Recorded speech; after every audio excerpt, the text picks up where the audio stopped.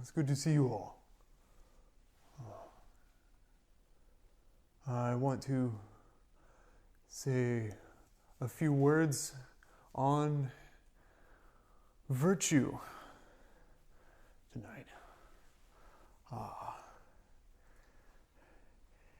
It's hard to be good. And it's good to be good. And it's hard to be good. I have found it hard to be consistently good in the ways that I think I should be good in my life. I imagine that's true for some of you too. I came to this path via a very circuitous route.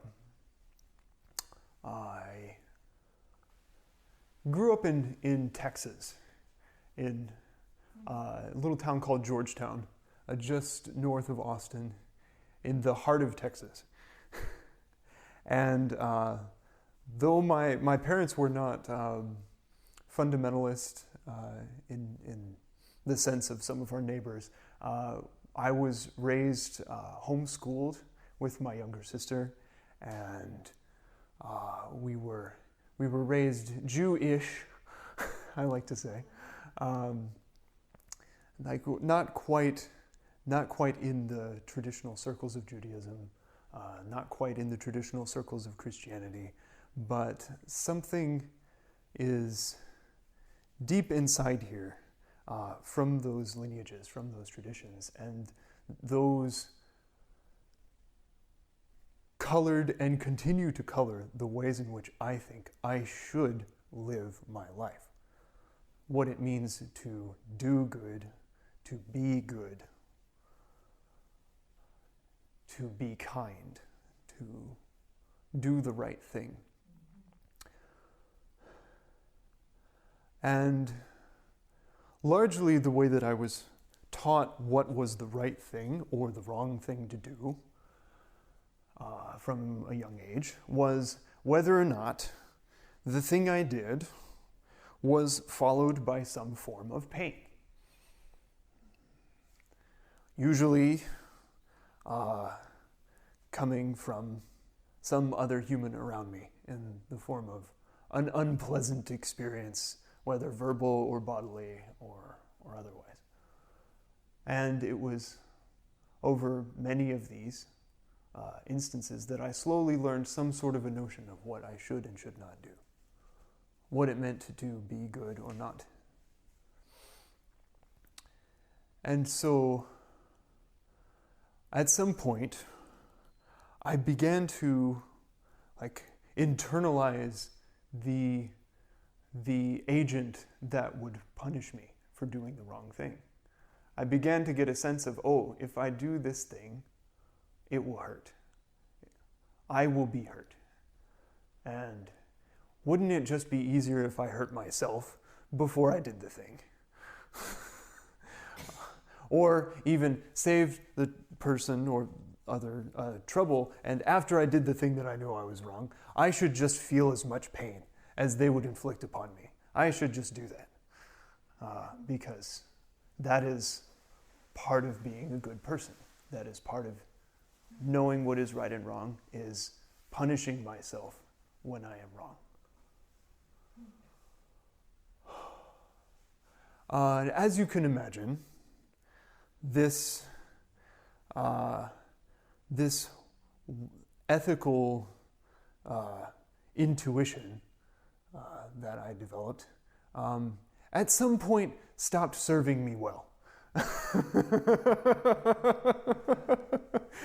At some point, I started to, as I said, I was homeschooled, so I didn't have many encounters with normal kids.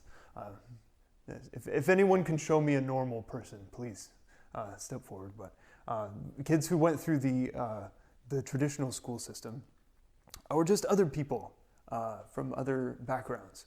And as I encountered them, I began to do and say things that I thought were wrong, or not do and not say things that I thought were wrong, rather, and do things and say things that I thought were right, and not do things and not say things that I thought were right, according to the system that I had developed based on punishment. And the other people around me did very different things. And this was very confusing, because that part inside was like, I know what I should do. I know what's good and what's not. And these people are doing something very different. This is very confusing. This is very, very confusing.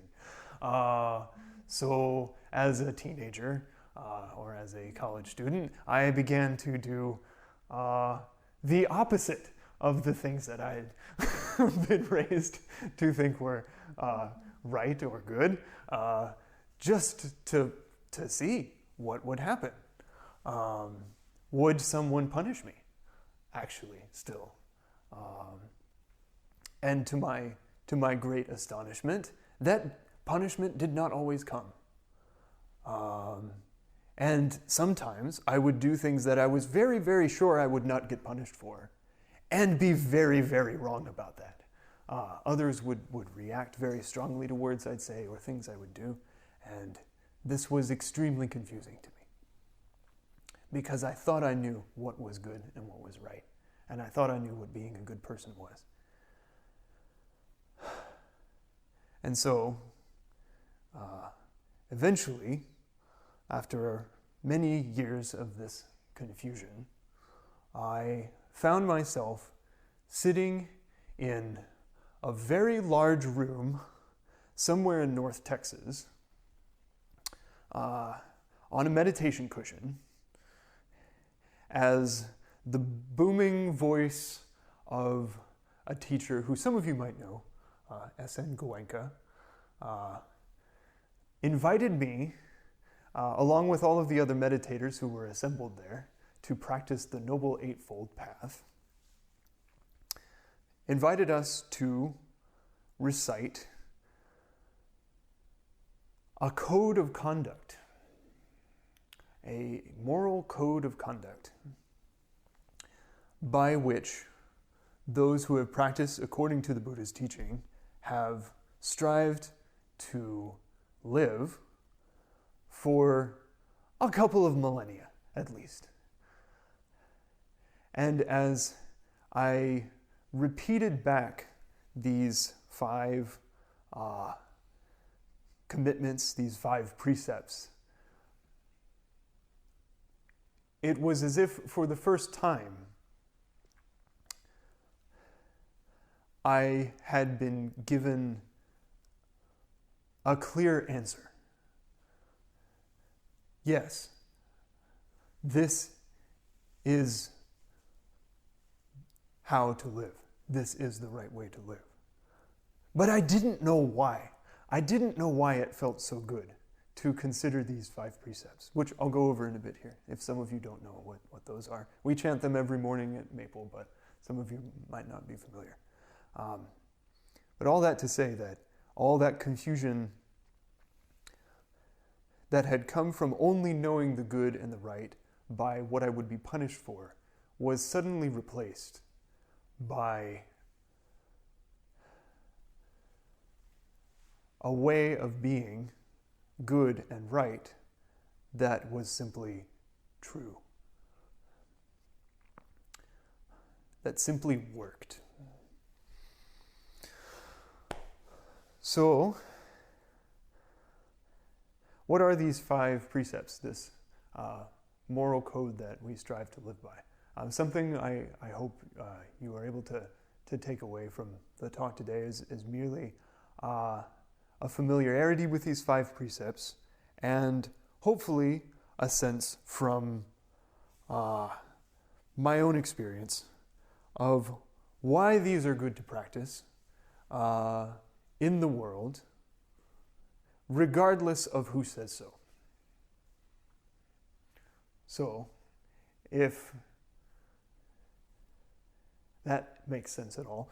Does that make sense? That makes sense. I see some nods. Okay, good. Then I'll move on. So the first of these 5 precepts is that I will refrain from killing living beings. I undertake the precept to refrain from killing living beings. I have killed many living beings in my life. This has happened. It seems like a very obvious thing to intend, that it is good to intend not to kill living beings, right? Like, but mosquitoes are really annoying, right? I mean, why are you biting me? You should not be allowed to live for biting me.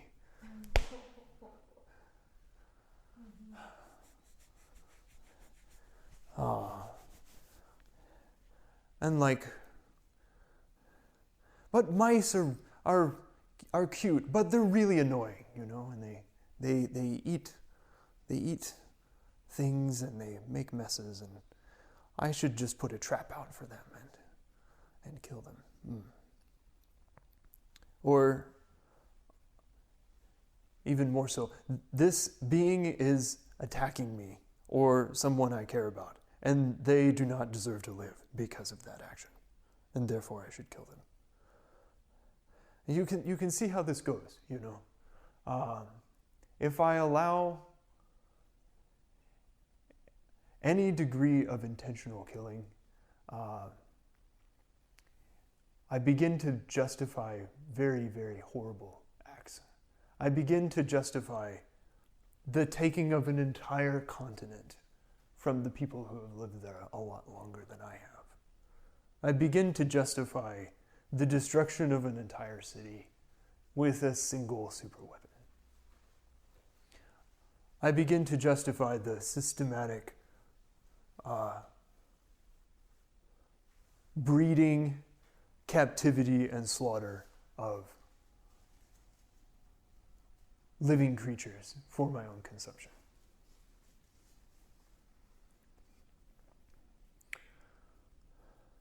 I have myself, before I came to this path, taken the life of a creature I intended to consume.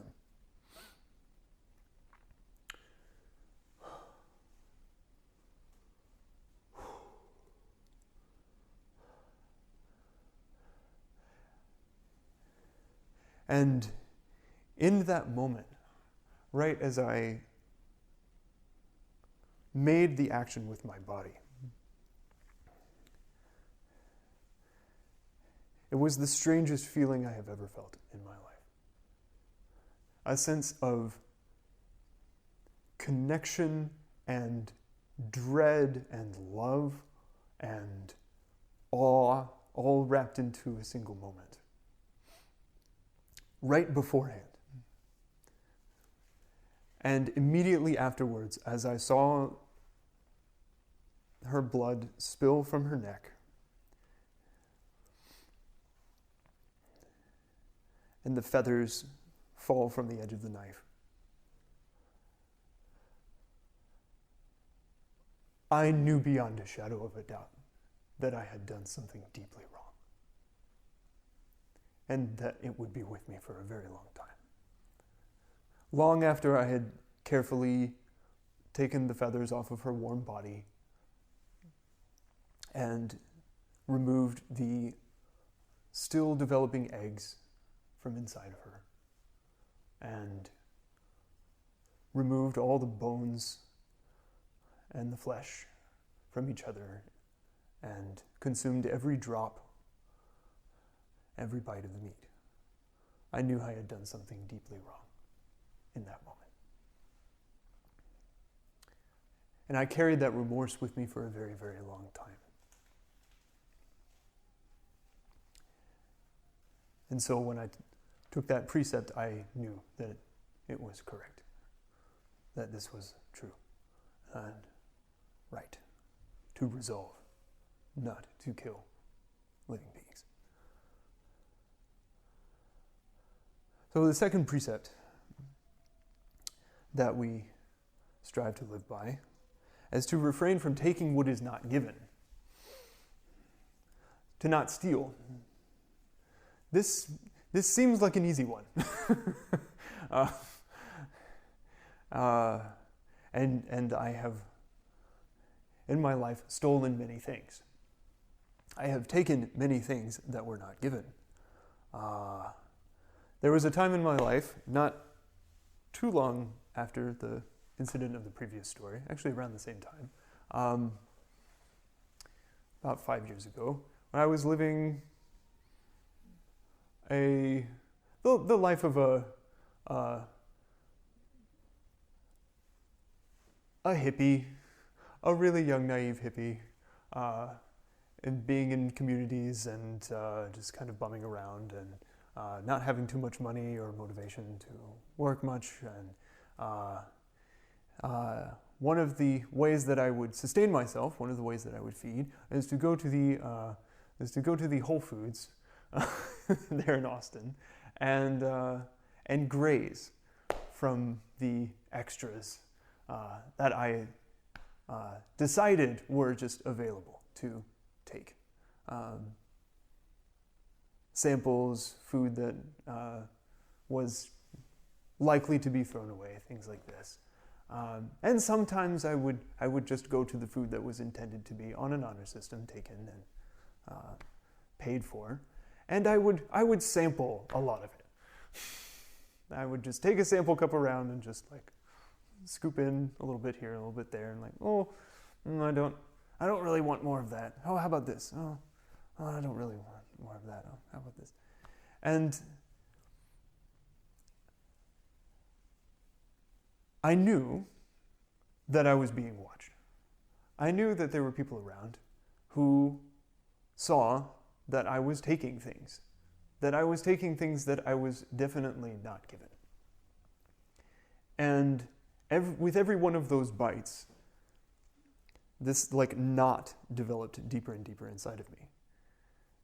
And there was a little bit of that sense of like, I'm going to be punished for this, but I was never punished for it. I was never caught, I was never thrown out.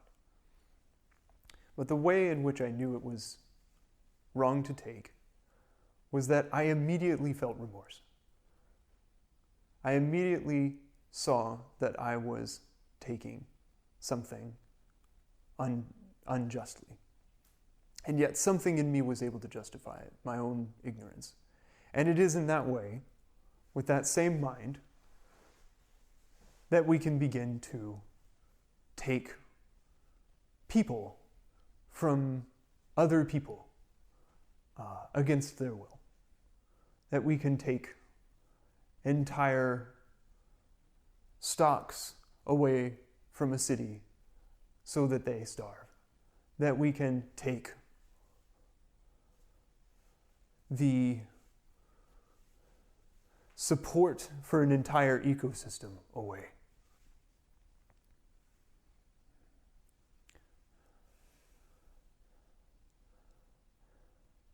And though we may not feel the consequences immediately of those actions, they do have consequences. So the third precept we undertake, that I strive to live by, is to refrain from sexual misconduct. To refrain from sexual misconduct. And as this is usually understood, is that there are people that say if I'm in a relationship with someone, or if I know someone is in a relationship with another person, I don't insert myself into that relationship. I don't use sexual energy in a way that compromises the bond that others have already formed between each other, that dishonors the sacredness of that connection.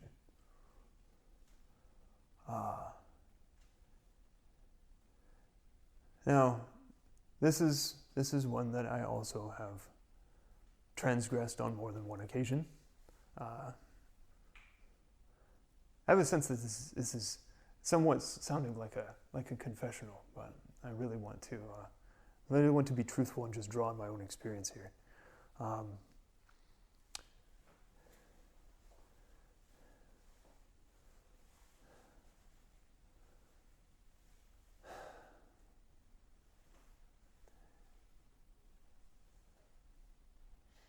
For a long time, I have been in communities where the connections between others are not respected. And I have, in my own greed and ignorance, engaged in connections that did not honor and respect the other people in those connections. And in the same way as with killing and taking what was not given, I knew immediately that I had done something wrong afterward because of how it landed in my body and how I saw it landed for the people around me. The consequences alone were enough to show me that I had done something wrong. And that it was, I realized from that same mind that we justify many, many, many things. That we justify affairs and cheating and many of these things that we feel we must do at the time, that we feel overcome by some sort of force to do, and yet have tremendous consequences for ourselves and for the people around us. And so I undertake the training rule. I strive to refrain from sexual misconduct. The fourth of these precepts, I will refrain from lying. I will refrain from deceptive speech.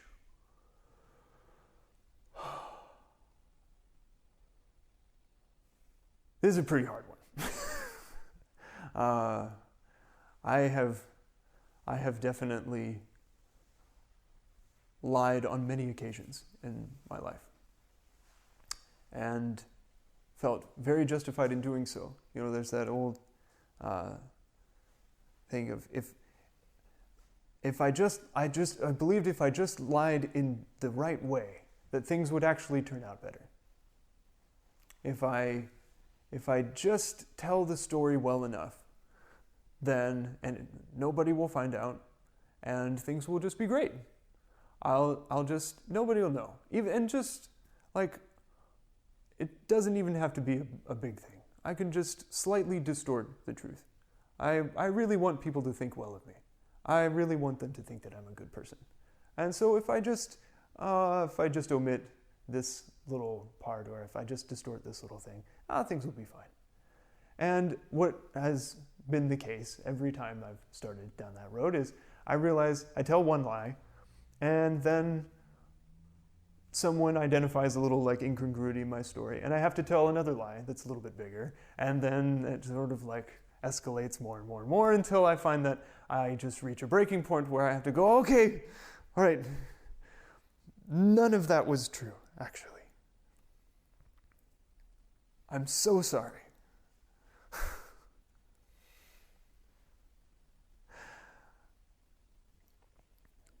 I don't know what came over me. And I saw, in doing so, again and again, how much it hurt me and the people around me to lie, to intentionally deceive them. And I saw it is in the same way that through allowing small lies and denying that those lies have consequences and lying to cover up the lies themselves, we soon get to the point where let's just say where we have the kind of culture that we have, where we're able to deceive entire nations and entire generations into believing that the very actions that we must engage in to live a good life are not bringing about the destruction of all life on this planet.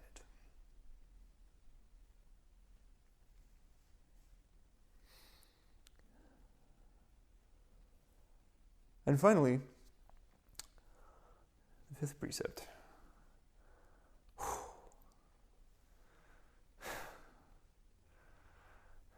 So I will refrain from taking fermented drinks that lead to heedlessness.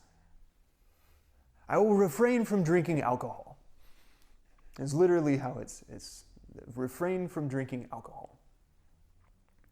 And it's been more broadly interpreted to refrain from any kind of intoxication. And in fact, this was how I chanted it in that room as I was instructed to by the booming voice on the speakers above me. I will refrain from taking any kind of intoxicants.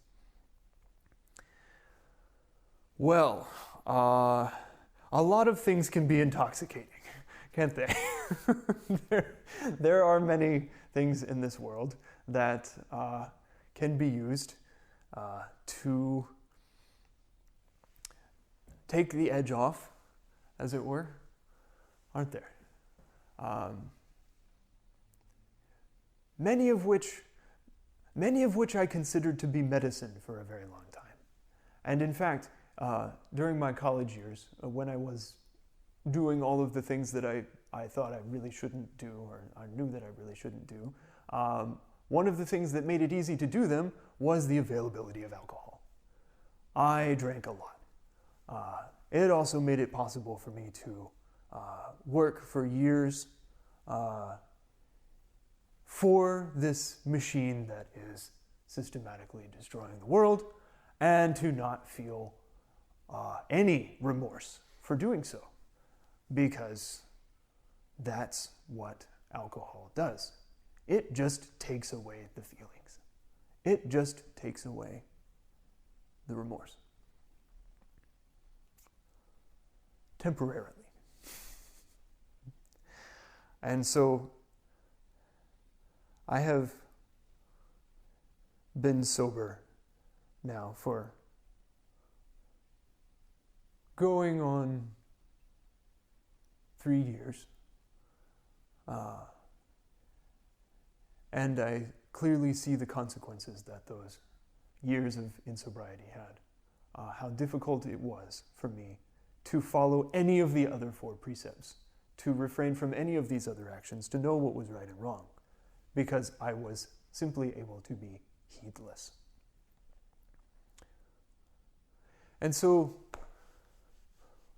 why then, I came to understand, as I began to live my life more and more in alignment with these 5 precepts, which on their face don't seem like too much to ask. Give up alcohol? Okay, I can do that. Yeah, really, it's like, just don't lie. Just don't do that. Okay, I think I can do that. No sexual misconduct. Well, I went a step further and just went celibate. So shortly after I began practicing, I just stopped dating, so that simplified things tremendously.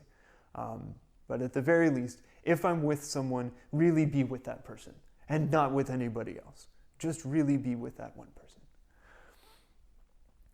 Don't take what's not given. Okay, I think I can do that too. But what if any of my actions in this world, even those that I think are necessary to get food, require me to take certain things? That's a hard one. But at the very least, I can ask for things. Hey, did you actually leave that there? Do you want the thing that's in the lost and found? Is that thing on the street actually abandoned, or did someone drop it? And maybe I can find the person whose it is. I can be better about that. And first and foremost, do not intentionally kill living beings. Okay, I can do that. The mosquito lands on my arm.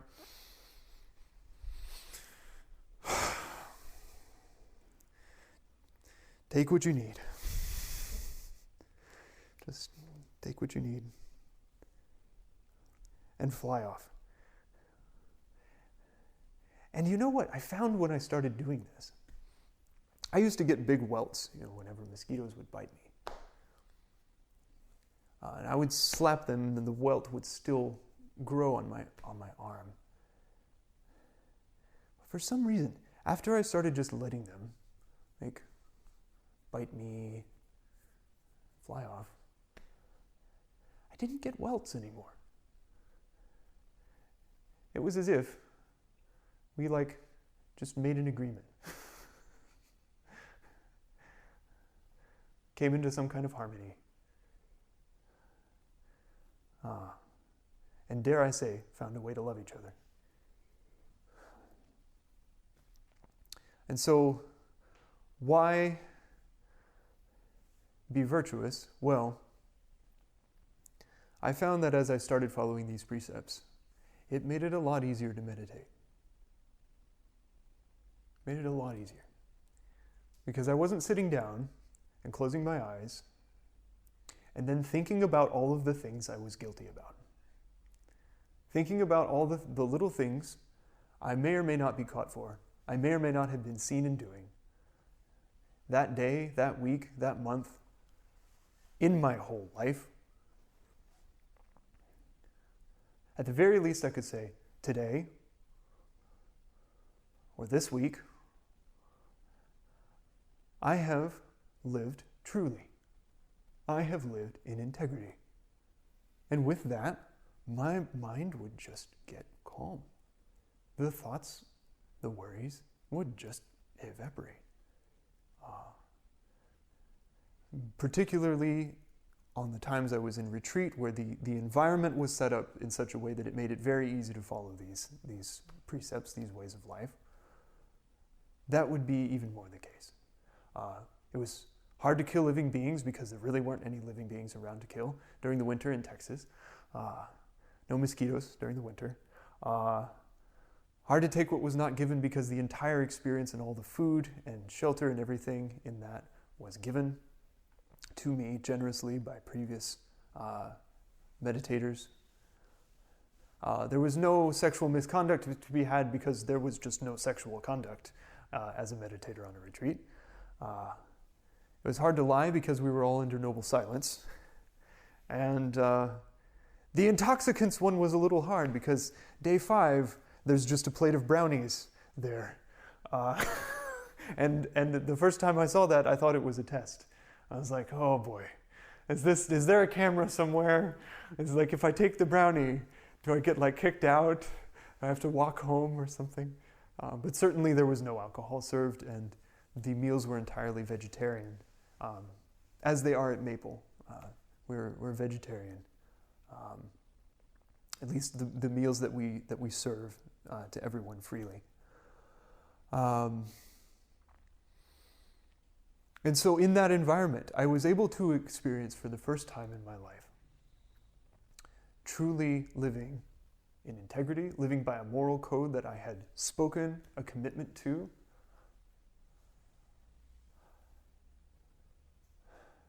And as a result, my mind grew calm, my body grew calm, my heart grew concentrated and focused. I began to feel a dispassion and a disenchantment for all of the patterns that I had told myself I had to live by in order to survive, all of the ways in which I had to transgress the trust of my fellow human beings. I just was able to let those go.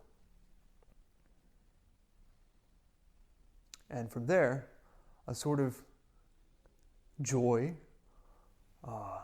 happiness, a freedom arose in my mind that made it thus even easier to practice and live truly, which in turn made it even easier to meditate more, and positive feedback loop in a positive direction. And this is exactly what the Buddha teaches. This is exactly why he says to be virtuous. Because it simply works. It simply creates the kind of environment within the heart and mind and within communities that leads to the well-being, the welfare and happiness and freedom from suffering for oneself at the very least, and for those around, if one is in contact with others who are practicing this way. Not because you will be punished by some person if you do the wrong thing. You will simply feel the wrongness of it in the consequences that you see, if you're seeing them. You will simply, as I have, see that harm has been done and feel it immediately in the heart.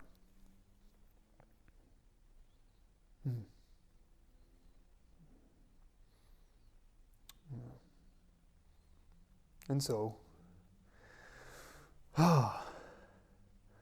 that is why we strive to live by this moral code at the monastic academy. This is why I strive to live by this moral code as someone following the path, following the Eightfold Path, the teachings of the Buddha. And I invite you to try it. Don't take my word for it. Please don't just blindly do these things without really trying it on for yourself. See what happens if you try going a day, following the 5 precepts. Go a week, go a month. What comes up, I imagine, will be very, very informative and might even change the rest of your life for the better.